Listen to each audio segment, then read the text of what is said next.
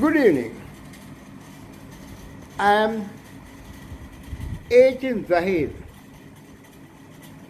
the founder member, the Baker Foundation. Today, I take this opportunity to speak to you a few words on the history of Nuwara. Nuwara has a very, very long history in compared to the history of most of the towns. The earliest records of the Nuwara history is the Ramayana, the Indian epic. According to this mythology, King Ravana, who captured Sita Devi, and she is kept in hiding at Sita. Now the question is, it's the mythology, so you can't historically go in for that from a historical point of view. Anyway, Nuwara, very good, following this mythological information, the earliest history of Nuwara, it belonged to the Kandyan kingdom. It was the water course for the whole island. The kings of Kandy came up here periodically to check its water course and also for gemstones. They never stayed there. Nobody stayed there. They went back. And then what happens is, it was fully uninhabited. And then the next episode is the story of King Dudugamunu. When he had some problems with his father, he comes up to Kotmale and takes refuge there. And Kotmale being a settlement which did ironmongering, the story goes that they had come to Nuwara very often in search of iron ore. But anyway, scientifically still there is no proof to show there is iron ore in Nuwara. But then at one stage there is a story that there was some sailors had come and started to dig up Nuwara in search of gold. That was somewhere later on. Anyway, but there is gold, but it's not in very slight places where it's not of much commercial use. Anyway, now apart from that, the story goes on. The real historical recorded history of Nuwara of the earliest is in 1890. What happens? Somewhere in 1790 or so, the Britishers capture the kingdom of Kandy. And then what happens is, around 1818, there was a rebellion, the Kandyan rebellion. And with the Kandyan rebellion, there was an upsurge against the British rule. By 1819, the rebellion came to a halt and peace prevailed once again in the region. Then what happened? A team of soldiers headed by Dr. Davy. Dr. Davy, the famous brother of the famous Humphrey Davy of the British Parliament, who was also a scientist. He, headed by Dr. Davy, a team of soldiers, they wanted to explore the interiors of Kandy and also to discover a region known as Nuwara. So these soldiers went plodding into the deep forest and went up, and they went on. And when they went on, they came up to the summit of the Kikleyamana mountain. And top of it, they saw on the other side, they were amazed to see a countryside typically similar to that of England. The fauna and the flora, the animals and the vegetation, they were all of their nature like another England. Teeming with wild animals and also the greeneries, they were all, it was another England. And what was strange was, it had a special variety of species of elephants. So they were so much amazed.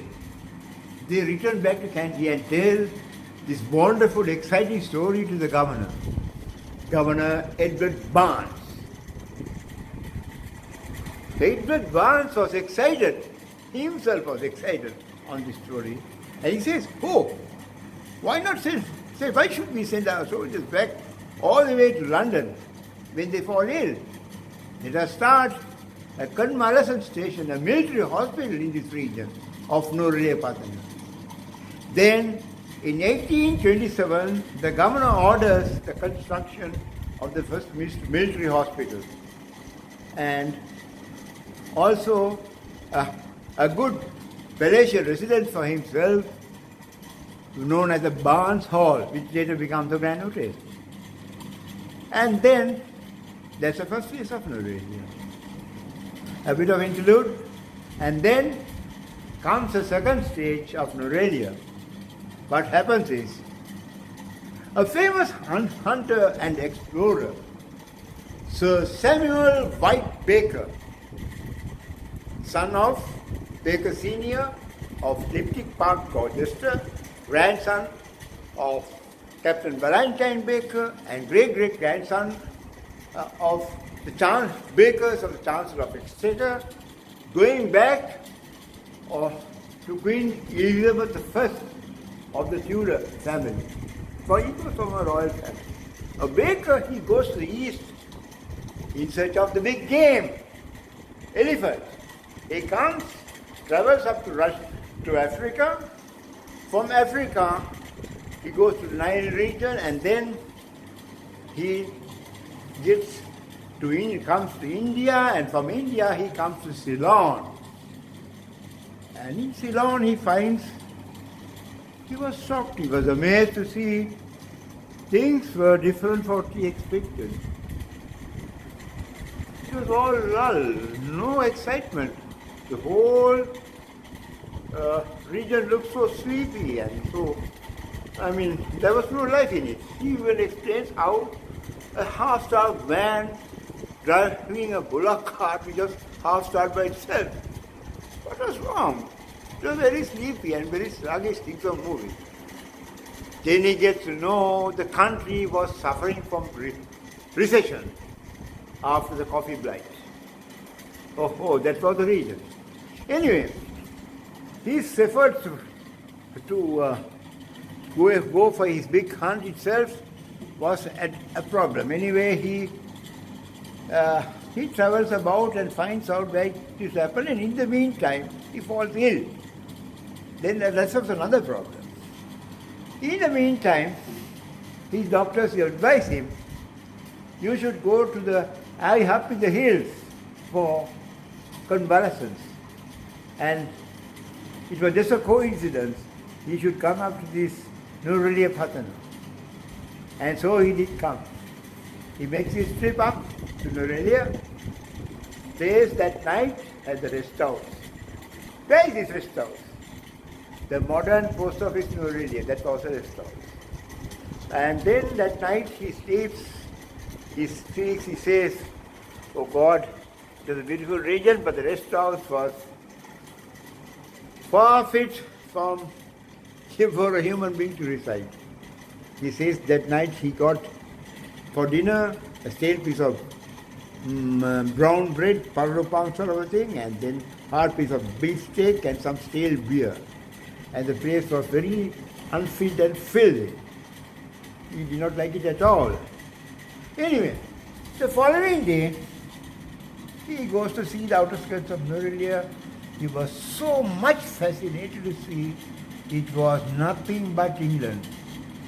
It was so nice, so beautiful. And then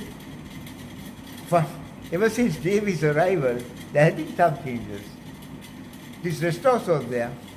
Right round the rest house was a real jungle area called the Sherwood Forest. The Victoria Park was not there, or any other building. So this only the rest house, a solitary building in this region.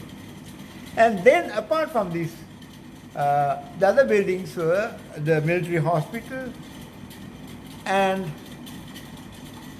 the governor's residence, the Barnes Hall. That was all. And the local residents were just about 20 families, made houses made of mud huts. You know, they make the main frame out of bamboo and fill it up with mud. And they were just 20 families. And Baker sees around, but then he finds it's a beautiful country, full of starvation, nothing to eat, very hard. He feels so sorry. He comes with the intention of killing elephants. And not all people accuse Baker is the man who killed elephants, not he who killed all the elephants. It was Roger. Just before his arrival, that was a different story. Now let us stick to this. No, Baker, he goes back. He goes back to London. While in London, while at home, he keeps on recollecting his experiences in this beautiful region of Nuwara in Ceylon. He tells his beautiful story to his brother John and another brother, Valentine, and his sister, which I forget her name. Anyway, he says, no, I must go back. It's a nice countryside like England, but that we must help them. We must do something. Let us start a farm in that region. And he orders a big ship, and he gets, for the first time, varieties of English vegetables like carrot, beet, leeks, and poultry and cattle, the blacksmith, his parson, and all that and whatnot. And they can set sail to Ceylon. They come, they land in Colombo, and it's a long story. Then from there, they travel up to Nuwara, some near Caledonia, the cow, the bull that was dragged in the cart, he dies. Again, they get to another cart, and they keep on going, and they are up Rambada, the whole cart topples. The one problem over the other he faces, and finally at last they reach Nuwara. And there he starts the baker's farm. And with lots of trial and error, he starts it, and from that baker's farm was the birthplace of all varieties of English vegetables that is consumed in this island of Sri Lanka today. The birthplace was the baker's farm. And then what happened was, Sir Samuel Baker, he did go hunting, and then he had his farm, and then it went on. So that's one part of the story. It just go into lots of details. You know, there is so much more about the Nuwara. For instance, the first shop in Nuwara was Paul Soris and Sons, which is the present Peter Hotel, and Cargill's was not there. It was called James Macklellan's shop, and that long, big round in front of Cargill's was called the Macklellan's Green. Later it becomes Cargill's. Even golf was not played at the golf links, the present golf links. That was played at the Anderson links at the Moon Plains. And so was the racecourse of Nuwara. You know, I forgot to tell you, at the baker's farm, his brother John, he was the first man, he was the first to get down the first batch of horses to Nuwara. And also the racecourse was inside the baker's farm. The racecourse, the present racecourse is the second racecourse. Anyway, bye for the moment. I'd like to come and meet you again. You know, the funniest thing is, I met Sir Samuel Baker's great-great-granddaughter Venice Barry somewhere in 1999 at the Grand Hotel Nuwara. And we became friends. For about 5 years, we were in touch. And finally, she gave me an award, a letter of authority, to form the Baker Foundation. And on that, today we had floated the Baker Foundation, and as a founder member I am there, and then Mr. Benjamin Jagannathan is elected as the president, as a big team, and immediately on the first inaugural meeting around March 19th or so we had at Grand Hotel, and we had taken up the Baker board as our museum. And with that there were little problems in the country and things altered. Anyway, bye for the moment, we'll be in touch. You want to see me more, you can go inauguration of Baker Foundation in the Google, you can see me, or Baker Foundation, I'm there, or history of Nuwara. There are so many aspects, the history of the race course, history of the golf club, all my small clips are there. And apart from my mini movies. Anyway, be in touch. I'm signing off with Ali Zahir calling from Colombo. Bye.